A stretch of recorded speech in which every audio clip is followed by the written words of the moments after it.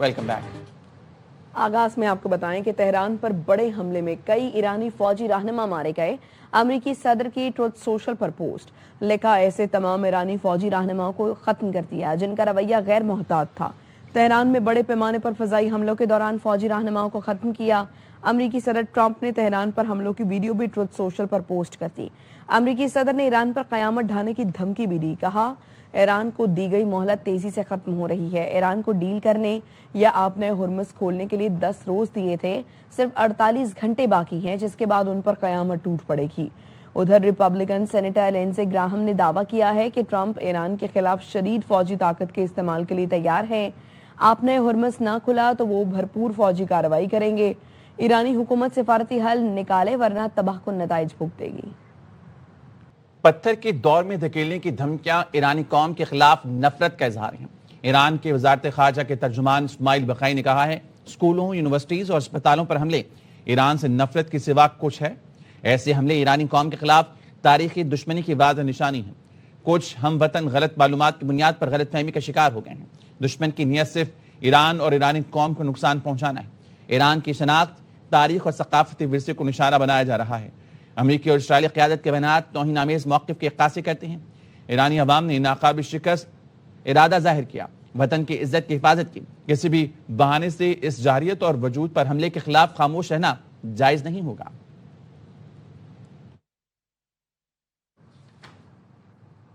Israel में Iran जंग के खिलाफ लोग सड़कों पर निकल आए हैं। तल अवीव में जंग मुखालिफ मुजाहरे पर इसराइली पुलिस का क्रैकडाउन, 17 मुजाहिरीन को गिरफ्तार कर लिया गया। इसराइली पुलिस ने तल अवीव में जंग मुखालिफ मुजाहरा मुंतशिर कर दिया। मुजाहिरीन को इसराइली पुलिस ने धक्के दिए और जमीन पर गिराया। इसराइली ईरानी तवानाई तंसीबात पर हमले के लिए ईरानी ग्रीन सिग्नल का मुंतजर है। रॉयटर्स के मुताबिक इसराइल ईरानी तवानाई की तंसीबात पर हमला करने की तैयारी कर रहा है। इसराइली एहलकार कहना है, तल अवीव वाशिंगटन की जानिब से हमलों के लिए ग्रीन सिग्नल का इंतजार कर रहा है। अगले हफ्ते ईरानी तवानाई की तंसीबात पर हमला हो सकता है।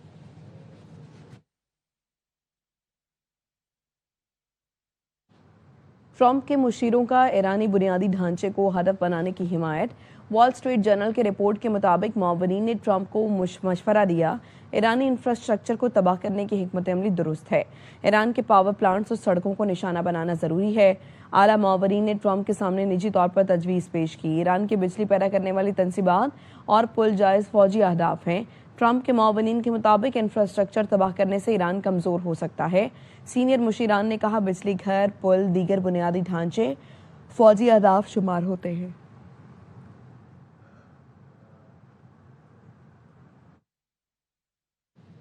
ईरान के बुनियादी ढांचे को खतरा लाहिक होने पर फौरी रद्दअमल का ऐलान। ईरान के खातमुल अंबिया हेडक्वार्टर्स के मरकजी कमांडर अली अब्दुल हई का कहना है, दिफा में हर इक़दाम जायज़ है। कौम के हकूक़ और कौमी सरमाए की हिफाजत के लिए ताख़ीर नहीं होगी। हमला किया गया तो अमेरिकी और इसराइली ज़ेर इस्तेमाल तमाम बुनियादी ढांचे निशाना बनेंगे। दुश्मन के तमाम अहदाफ को बगैर किसी हद के निशाना बनाया जाएगा। हजारे को कटहरे में लाया जाएगा। अमेरिकी इसराइली फ़ौज के बुनियादी ढांचे को निशाना बनाया जाएगा। हमले बिला रोक टोक, तबाहकुन और मुसलसल होंगे। जंग में हमने जो कुछ कहा उस पर अमल भी करके दिखाया। जहन्नुम के दरवाजे आपके सामने खोल दिए जाएंगे। अमेरिका का ईरान के खिलाफ जंग में जदीद स्टेल्थ मिसाइल इस्तेमाल करने का मंसूबा। ब्लूमबर्ग के रिपोर्ट के मुताबिक जंग के अगले मरहले में जदीद stealth long range cruise missile इस्तेमाल किए जाएंगे। मार्च के आखिर में हुक्म दिया गया कि मिसाइल ज़खायर मशरिक़ वुस्ता मुंतकिल किए जाएं। Stealth long range cruise missile की कीमत तकरीबन $1.5 मिलियन है। स्टील्थ मिसाइल इंतहाई महफूज अहदाफ को दूर से निशाना बनाने की सलाहियत रखता है। Stealth missile air defence system से बसते हुए अहदाफ को निशाना बना सकता है।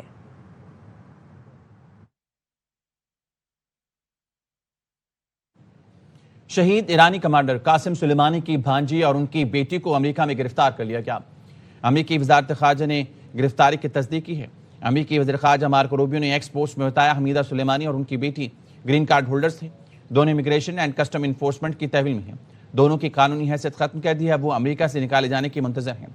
ये दोनों ईरानी हुकूमत के हामी हैं और अमेरिकियों पर हमलों का जश्न मनाया। दोनों माँ बेटी ने हमारे मुल्क को अजीम शैतान कहा।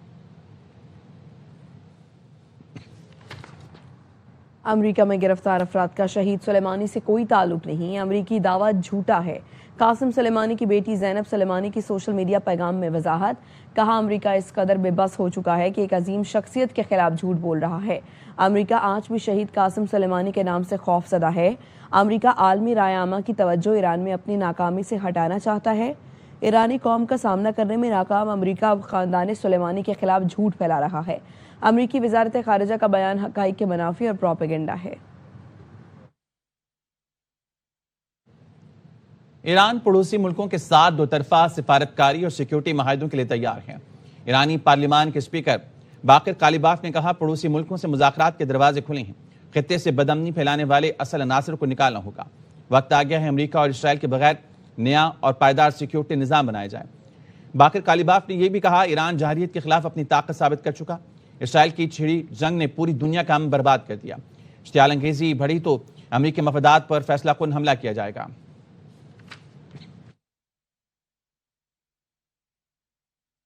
امریکہ ایران میں اپنے گمشدہ پائلٹ کو مارنے کی کوشش کر رہا ہے۔ ایرانی سرکاری میڈیا کا دعویٰ، کہا آج رات کئی امریکی لڑاکا طیاروں نے شہر گوہیلگو کو اور بوئر احمد کے بعض علاقوں پر بمباری کی۔ امریکیوں کا خیال ہے کہ ان کا پائلٹ اس علاقے میں موجود ہے۔ پائلٹ کو ڈھونڈنے میں مایوسی پر امریکی اسے بمباری کر کے مارنا چاہتے ہیں۔ امریکہ اور اسرائیل کی بمباری سے 6 افراد شہید اور 2 زخمی ہوئے۔ ایران نے اسرائیل کی جانب میزائلوں کی نئی لہر داغ دی۔ اسرائیلی میڈیا کے مطابق اسرائیلی علاقے بیسبا میں دھماکے سنے گئے، دیمونا کے علاقے میں بھی متعدد دھماکے سنے گئے۔ حملوں کے بعد کئی اسرائیلی شہروں میں سائرن بج اٹھے۔ באר שבע מערב, באר שבע צפון, התראה, באר שבע מזרח, באר שבע מערב, ایران کے کویت پر میزائل اور ڈرون حملے جاری۔ کویت پیٹرولیم کارپوریشن کے مطابق ڈرون حملے کے بعد شوائق آئل سیکٹر کمپلیکس میں آگ لگ گئی۔ ایمرجنسی اور فائر فائٹنگ ٹیموں نے فوری طور پر آگ پر قابو پا لیا۔ ڈرون حملے میں کوئی جانی نقصان نہیں ہوا۔ کویتی وزارت خزانہ نے بتایا ایران نے سرکاری عمارت پر ڈرون حملہ کیا۔ منسٹریز کمپلیکس کی عمارت کو ایرانی ڈرون نے نشانہ بنایا ہے۔ ڈرون حملے سے منسٹریز کمپلیکس کو نقصان پہنچا ہے۔ کویتی وزارت بجلی کے مطابق ایران نے کویت میں بجلی اور پانی کے 2 اہم پلانٹس پر بھی ڈرون حملہ کیا۔ ڈرون حملوں سے بجلی کے 2 یونٹس متاثر ہوئے۔ ہنگامی ٹیمیں بجلی اور پانی کی بحالی کے لیے اقدامات کر رہی ہیں۔ صورتحال کنٹرول میں ہے، نظام کی بحالی اولین ترجیح ہے۔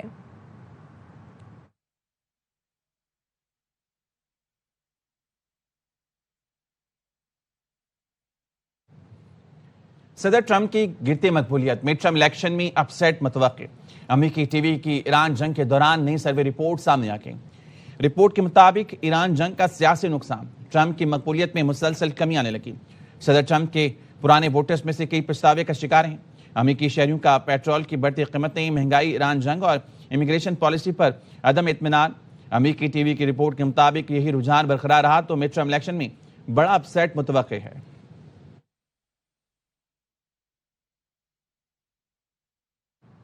سابق IAEA کے سربراہ صدر ٹرمپ کے جنگی اقدامات پر سخت تنقید۔ سابق سربراہ IAEA محمد البرادعی کا خلیجی ممالک اور اقوام متحدہ سے فوری اقدام کا مطالبہ۔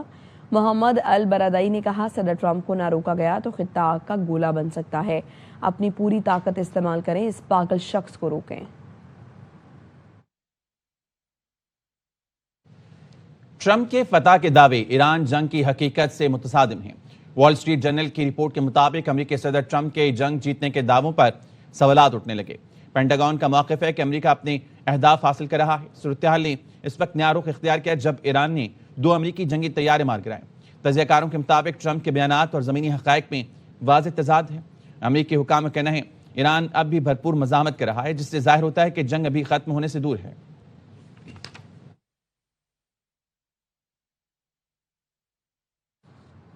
ایران نے اقوام متحدہ سے امریکہ اور اسرائیل کے ایران کی غیر فوجی تنصیبات پر حملوں کو جنگی جرائم قرار دیا ہے۔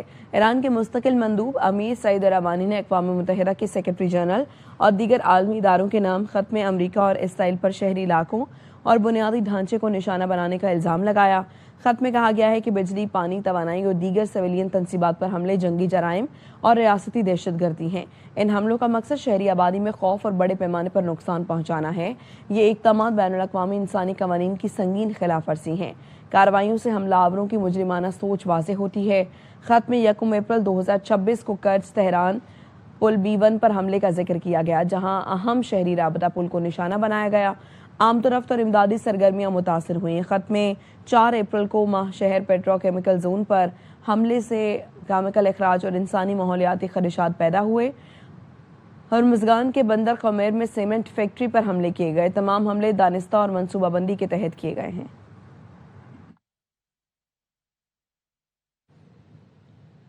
پاکستان کے لبنان میں اقوام متحدہ آرم فورس پر حملے کی مذمت۔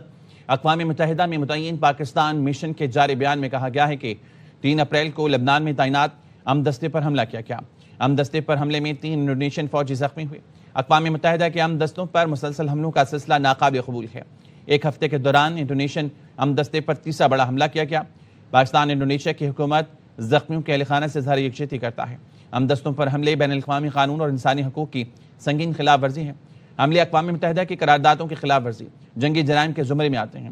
پاکستانی مشن کا حملے کے فوری، شفاف اور غیر جانبدار تحقیقات کا مطالبہ، حقائق کے تعین اور ذمہ داروں کے کڑے احتساب کو یقینی بنایا جائے۔ 3 اپریل کو لبنان میں تعینات اقوام متحدہ امن دستے اسرائیل نے حملہ کیا تھا۔ واپس آئیں گے ایک بریک کے بعد، ہمارے ساتھ رہیے۔ مغربی پروپیگنڈا ناکام، ایران مذاکرات کے لیے تیار۔ تہران نے اسلام آباد کو قابل اعتماد ثالث قرار دے دیا۔ ایرانی وزیر خارجہ عباس اراغچی نے واضح کیا، اسلام آباد جانے سے کبھی انکار نہیں کیا، مذاکرات کے دروازے بھی بند نہیں کیے۔ امریکی میڈیا ایران کا موقف غلط طریقے سے پیش کر رہا ہے، پاکستان کی کوششوں کے تہہ دل سے شکر گزار ہیں۔ ایکس پیغام میں ایرانی وزیر خارجہ نے پاکستان زندہ باد لکھا۔ پاکستان سے یکجہتی کے لیے تہران میں نکالے گئے ریلی کی ویڈیو بھی شیئر کی۔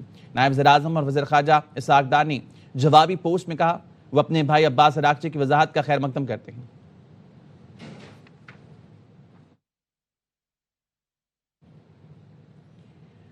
وزیر خارجہ اسحاق ڈار اور ایرانی وزیر خارجہ عباس اراغچی کا ٹیلی فونک رابطہ۔ ترجمان دفتر خارجہ نے بتایا دونوں رہنماؤں میں خطے کی بدلتی صورتحال پر تفصیلی تبادلہ خیال کیا گیا۔ پاکستان نے کشیدگی میں کمی کی تمام کوششوں کی حمایت کا اعادہ کیا۔ مسائل کے حل کے لیے مذاکرات اور سفارتکاری کی اہمیت پر زور دیا گیا۔ ترجمان دونوں رہنماؤں کا قریبی رابطے میں رہنے پر اتفاق کیا گیا۔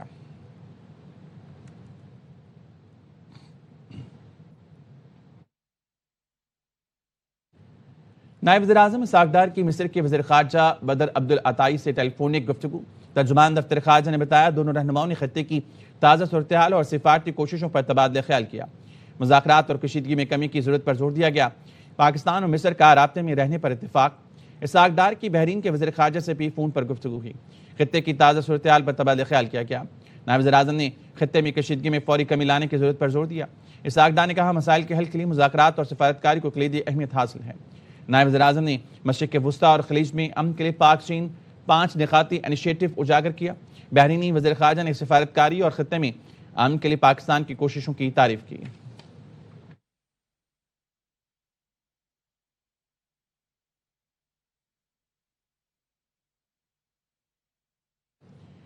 ایف آئی اے اوگرا اور پیرا پورس نے مشترکہ آپریشن کرتے ہوئے جی جی روڈ کھاریاں پر پیٹرول پمپ سے ذخیرہ کیا گیا 9 لاکھ لیٹر تیل برآمد کر لیا۔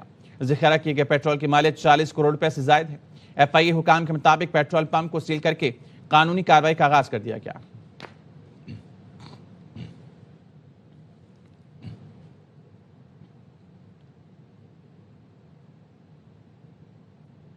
کراچی میں منگو پیر پولیس نے ہب کے قریب انٹیلیجنس بیس کارروائی کر کے 4 ملزمان کو گرفتار کر لیا ہے۔ ملزمان سے لاکھ روپے مالیت کا تیار گٹکا مسافر بس میں چھپا کے کراچی لے جا رہے تھے۔ مزید جانیں گے افضل خان سے۔ افضل، اس کارروائی سے متعلق بتائیے گا۔ غالب دیکھیے، منگو پیر پولیس کی یہ انٹیلیجنس بیسڈ کارروائی ہے اور ہب کے قریب سے 4 ملزمان کو گرفتار کیا ہے، جو کہ ایک مسافر بس کے اندر گٹکا ماوا کی بڑی کھیپ جو ہے وہ کراچی منتقل کرنا چاہتے تھے، اور ملزمان خواتین اور بچوں کی آڑ لے کر مسافر بس میں مضر صحت یہ گٹکا اسمگل کرنے کی کوشش کر رہے تھے۔ تاہم پولیس نے انہیں گرفتار کر کے ان سے گٹکے مادے کی کھیپ برآمد کر لی ہے۔ پولیس حکام کا کہنا ہے کہ گٹکے کی سپلائی اسمگلنگ میں ملوث استعمال ہونے والی پولیس نے بھی ان کو حراست میں لے لیا ہے۔ گرفتار ملزمان کے خلاف ضابطے کی کارروائی کے تحت مقدمہ درج کر کے تفتیش کا آغاز کر دیا گیا ہے، اور ان ملزمان کے نام رحیم بخش، خالد محمد رؤوف اور ایوب بتائے جاتے ہیں، اور ان سے مزید تفتیش کا عمل بھی شروع کر دیا گیا ہے. جی ٹھیک ہے، بہت شکریہ تفصیلاً آگاہ کرنے کے لیے افضل.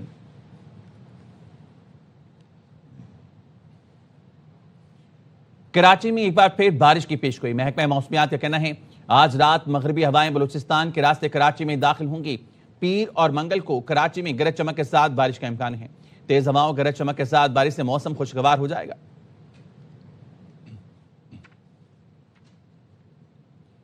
کراچی میں بادل پھر برسنے کو تیار. محکمہ موسمیات کے مطابق کل کراچی میں بارش کا امکان ہے. آج دن بھر شہر میں معمول سے تیز ہوائیں چلیں گی. مزید موسم کے احوال جانتے ہیں آصف خان سے. جی بالکل، کراچی میں ایک بار پھر بارش کا امکان ہے. یہ کہنا ہے محکمہ موسمیات کا. کل یعنی پیر اور منگل کے روز کراچی میں گرج چمک کے ساتھ بارش کا امکان ہے. آج جو ہے وہ مطلع صاف رہے گا، زیادہ تر سورج کی تپش رہے گی، اور اس وقت جو شہر کا موجودہ درجہ حرارت ہے وہ 25 ڈگری سینٹی گریڈ ہے. 7 کلومیٹر فی گھنٹے کی رفتار سے ہوا چل رہی ہے، جبکہ ہوا میں نمی کا تناسب 85% ہے. دن میں جو درجہ حرارت رہے گا وہ 30 سے 32 ڈگری سینٹی گریڈ تک رہنے کا امکان ہے. دن میں جو ہوا چلے گی وہ 30 سے 40 کلومیٹر فی گھنٹے کی رفتار سے چلے گی. محکمہ موسمیات کے مطابق آج دن میں کراچی میں معمول تیز ہوائیں چلیں گی، یعنی 30 سے 40 کلومیٹر فی گھنٹے کی رفتار سے آج شہر کراچی کے اندر ہوائیں چلیں گی. اس کے علاوہ کل یعنی پیر اور منگل کے روز کراچی میں گرج چمک کے ساتھ بارش کا امکان ہے. کراچی کے بعد لاہور کا رخ کریں گے. لاہور سمیت پنجاب بھر میں غیر معمولی بارشوں کا سلسلہ جاری ہے. محکمہ موسمیات کے مطابق شہر لاہور میں آج بارش کا امکان ہے. مزید بتائیں گے ہمارے نمائندے خواجہ رمضان مجید. شہر لاہور میں بھی گزشتہ روز مختلف مقامات پر کہیں تیز تو کہیں ہلکی بارش ہوئی، اور آج بھی محکمہ موسمیات کی جانب سے پیشن گوئی کی گئی ہے کہ آج بھی دن کے اوقات میں کسی وقت بھی بارش کا امکان ہے. ان غیر معمولی بارشوں سے جو حالیہ کسان کی فصلیں ہیں، خاص طور پر گندم کی فصلیں ہیں، وہ بڑی بری طرح سے متاثر ہو رہی ہیں. جبکہ محکمہ موسمیات کی جانب سے کہا گیا ہے کہ پنجاب کے مختلف میدانی علاقوں میں ژالہ باری کا سلسلہ بھی آئندہ چند روز تک ممکنہ طور پر برقرار رہنے کا امکان ہے. تاہم شہر لاہور میں اگر درجہ حرارت کی بات کی جائے تو شہر کا جو زیادہ سے زیادہ درجہ حرارت ہے وہ 26 ڈگری سینٹی گریڈ اور کم سے کم درجہ حرارت 12 ڈگری سینٹی گریڈ تک ریکارڈ کیا گیا ہے. جی میٹرک کے سالانہ امتحانات کی تمام تیاریاں مکمل کر لی گئیں. کراچی میں سالانہ امتحانات کا آغاز 7 اپریل سے ہوگا. میٹرک بورڈ کے تحت 3,85,000 امیدوار شرکت کریں گے. اس سال کے امتحانات میں جواب حل کرنے کے لیے وال پوائنٹ کا استعمال کیا جائے گا. انور خان کی رپورٹ. میٹرک بورڈ کے تحت اس سال ہونے والے امتحانات کے لیے 580 امتحانی مراکز تشکیل دیے گئے ہیں. میٹرک بورڈ سے پرچہ پہلے مرحلے میں 19 ٹاؤن کے 26 ہب سینٹر کو فراہم کیا جائے گا. اس کے بعد امتحانی سینٹر پر پرچے منتقل کیے جائیں گے. اس سال ہم بہت اچھا سوچ کے اور اس طرح ہم سوچ رہے ہیں کہ جو 9th میٹرک کا امتحان کراچی کے بچے دے رہے ہیں ان کا جو اسٹینڈرڈ ہے in terms of reliability, in terms of validity, in terms of accuracy, in terms of relevance, وہ آکسفورڈ یا ان دوسرے جو ایگزامننگ باڈی ہے، اسیسمنٹ باڈی ہے، ان سے کم نہ ہو. اس سال پرچے پر واٹر مارک بھی موجود ہوگا جو کسی بھی سینٹر سے پرچہ لیک ہونے کی نشاندہی کرے گا. آپ نے دیکھا کہ کرنسیز میں بھی واٹر مارک رکھے ہوتے ہیں. کیوں رکھے ہوتے ہیں؟ سیکیورٹی فیچرز ہیں کہ کوئی ایسی بوگس اس طرح کی کوئی چیز پروڈیوس نہ کر سکے. جہیں سے بھی پیپر لیک ہو جاتا ہے تو we will be in a quick position to understand who is involved اور ہو از کلپریٹ. تو ہمیں اس پہ تدارک کرنے کے لیے، اس کو اکاؤنٹیبل بنانے کے لیے ہمارے لیے آسانی ہوگی تو ہم اس کو پکڑ لیں. میٹرک کے سالانہ امتحانات اس سال ای مارکنگ اور نئے گریڈنگ سسٹم کے تحت منعقد ہوں گے. تمام امیدواروں کے ایڈمٹ کارڈ بورڈ آفس کی ویب سائٹ پر اپلوڈ کر دیے گئے ہیں، جبکہ پرائیویٹ امیدواروں کے ایڈمٹ کارڈ رہائشی پتوں پر بھی ارسال کیے جا چکے ہیں. کیمرامین مستنصر دانش کے ساتھ انور خان، ARY نیوز کراچی. وقت ہوا ایک بریک کا.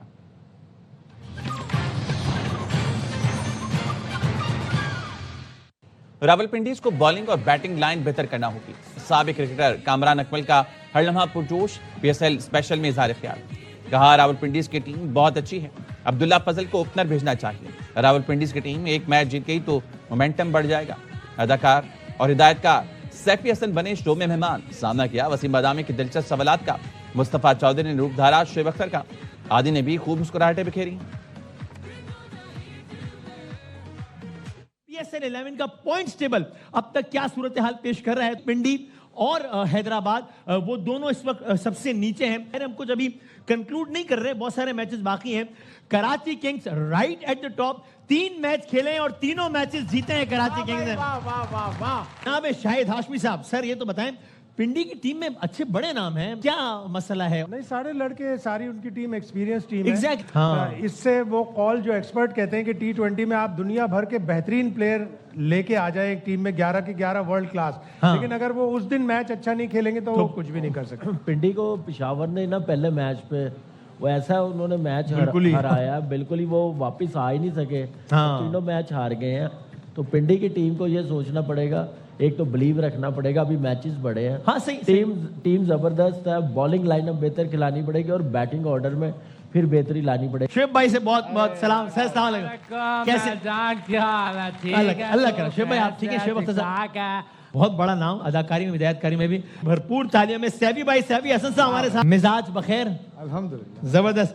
کیا سیفی بھائی کوئی پی ایس ایل میں کیا آپ کی حمایت ہے, کس ٹیم کے ساتھ ہیں؟ کراچی کی ایک ٹیم ہے جس کو میں پسند کرتا ہوں. پاکستان میں مہنگائی کا اصل ذمہ دار ڈیش ہے. نہیں بول سکتا سر. ہاں یہ ٹھیک ہے, مجھے بھی, میں نے بھی سوال کر لیا, میں نے کہا اگر جواب دے دیا سر نے تو بڑا مسئلہ ہو جائے گا. یہ بات تو جو جواب ہے وہ آپ نہیں, آپ نے تو بات ہی نہیں کری نا اس بارے میں. بعد ہمارا روزگار جاتے ہوئے. گوگل نے جدید اوپن آرٹیفیشل انٹیلیجنس ماڈل جیما 4 متعارف کرا دیا ہے. گوگل نے کہا ہے کہ جیما 4 جدید ریزنگ اور خودکار ورک فلو کے لیے تیار کیا گیا ہے اور اسے اپاجی لائسنس 2.0 کے تحت جاری کیا گیا ہے تاکہ ڈیولپرز کے لیے جدید AI ٹیکنالوجی تک رسائی آسان بنائی جا سکے. نیوز اسٹوڈیو سے فی الحال اتنا ہی. دیکھتے رہیے ARY نیوز.